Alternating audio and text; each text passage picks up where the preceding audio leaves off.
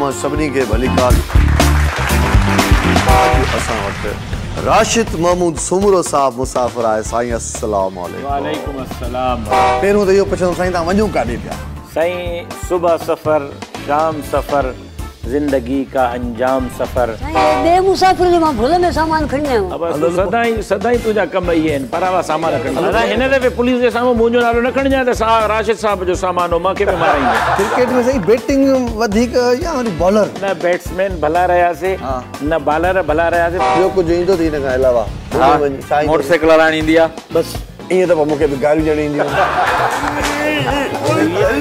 Hotel ते इहा ई त असांजो मसइलो आहे। हिकिड़े चांहि जे कोप ते 5 कलाक होटल ते। असां पंहिंजो खीर ईजाद कयो आहे। अच्छा पंहिंजो असां सुको खीर घुरायूं था असां जर्मनी मां। ऐं माशाअल्लाह उहो खीर ॿियो कुझु न गुर्दा फेल कंदो। साईं गुर्दा फेल कंदो को लोमड़ी जो खीर हुजे तो मां ॿुधायो थो गुर्दा फेल नथो करे बाक़ी ही हालत करे। माशाल्लाह जैकेट भी तव्हां शाहरुख खान वारी पाती आहे। मालिश अदा इनखे त होॾे मोकिल अंदरि। ट्रेन खे कॾहिं बि रेंजर्स रोके नथी सघे। तव्हां ॿाहिरि रोड सफ़र था कयो पोइ रेंजर्स रोके थी पोइ धरणो हणी वेही था। मैं यहाँ से नहीं उठूंगा, आपने रोका कैसे? छोकिरी खे न इश्क विश्क क्यों? असांखे ज़िना जी हौसला शिकनी करणी पवंदी निकाह जो। मायूं नथियूं करणु ॾियनि मसइलो इहो आहे। मायुनि खे सम्झाइणो पवंदो। कीअं सम्झाइनि सम्झनि नथियूं।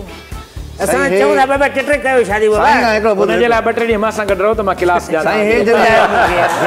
भली पैसा न ॾियो मां मौलवी माण्हू आहियां, पैसा वठंदो आहियां।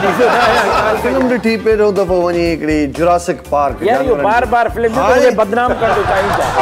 10 साल जो बच्चो परे बीठो आहे। न हे त किरड़ीअ जो बच्चो। हे साईं कुझु ॾींहं अॻु वरी तव्हां चयो त स्कूल में कोई म्यूज़िक टीचर भर्ती न कयो। क़ौम जे बच्चनि खे तालीम ॾियारियो तव्हां उन तरफ़ तवजो नथा ॾियो ऐं मुंहिंजे क़ौम खे नाचू बणाईंदो। मुंहिंजे बच्चनि खे नाचू बणाईंदो। उहे सभु करे पोइ त साईं म्यूज़िक टीचर भर्ती कनि न। अगरि उन जे बावजूद बि इहो मौज़ू इख़्तियारी हुजणु घुरिजे, लाज़मी न। हे जॾहिं मिसाल रोमांटिक थींदा आहिनि न त हे हीअं थींदा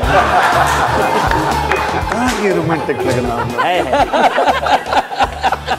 सुभान अल्लाह कमाल कमाल कमाल। स्क्रीन ते थियणो पवंदो या बाद में? रोमांस जी ॻाल्हि थी तव्हां ॿई हलो। कोई कमु न आहे रोमांस करण जी दिलि न थी। ईअं त हिक ॿिए सां कनि।